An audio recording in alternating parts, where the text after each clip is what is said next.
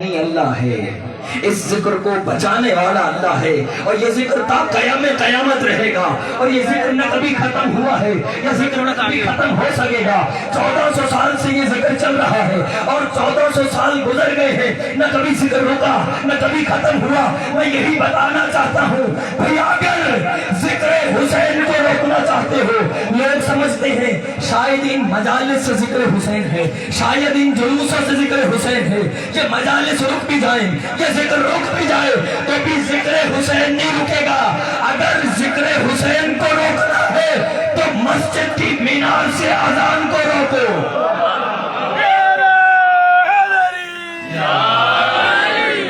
جب تک مسجد سے اذان کی آواز آتی رہے گی حسین زندہ باد رہے گا، جب تک اللہ اکبر کی صدائیں آتی رہیں گی حسین زندہ باد رہے گا۔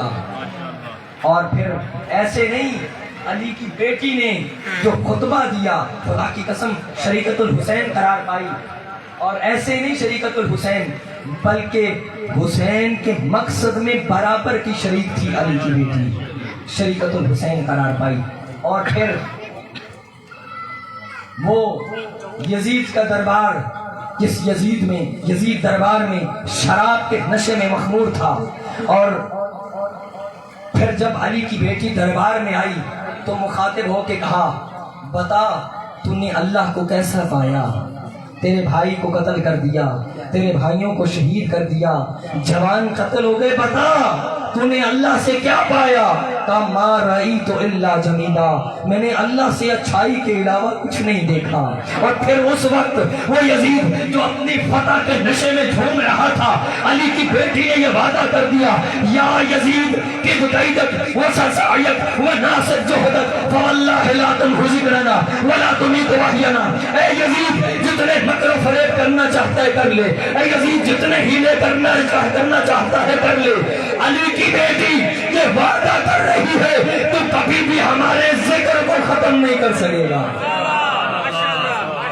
کبھی بھی ہمارے ذکر کو ختم نہیں کر سکے گا۔ یہ علی کی بیٹی کا وعدہ ہے، یہ ذکر رہے گا اور قیامت تک رہے گا۔ علی کی بیٹی بتا کے جا رہی ہے یزید تجھ میں اتنی ضرورت نہیں کہ تو ہمارے ذکر کو ختم کر سکے۔ اور میں کہتا ہوں زینب تو ذوالفقار سے 2 ہاتھ بڑھ گئی، زینب تو ذوالفقار سے 2 ہاتھ بڑھ گئی، کاٹا یزیدیت کو چادر کی دھار سے۔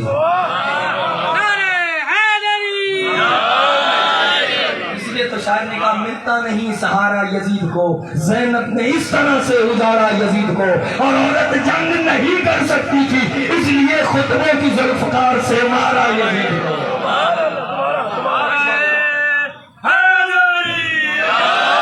ملتا نہیں سہارا یزید کو، زینب نے اس طرح سے اجاڑا یزید کو، اور عورت جنگ نہیں کر سکتی تھی اس لیے خطبوں کی ذوالفقار سے مارا یزید کو۔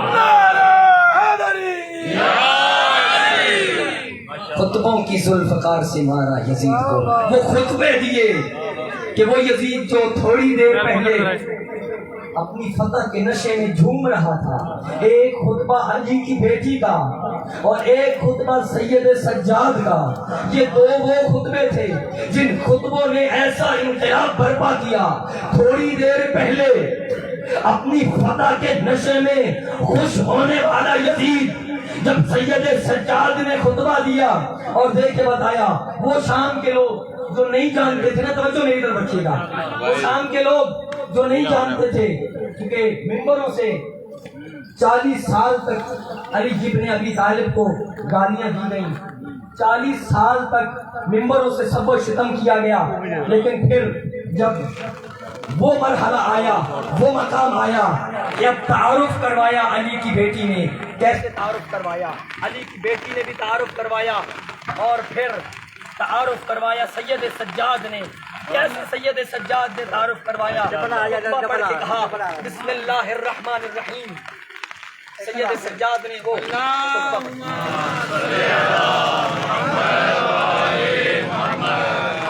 موبائل جیب میں ڈالو، جیب میں ڈالو، آپ کا ہی ہے نا یہ، جیب میں ڈالو۔ چھتری کے نیچے رہے گا سید سجاد نے جو خطبہ دیا، توجہ میری طرف رکھیے گا، ماشاءاللہ ماشاءاللہ. سید سجاد نے فرمایا اعطینا ستا وفضلنا بسبع، اعطینا العلم والحلم والفصاحة والشجاعة والمحبة في قلوب المؤمنين.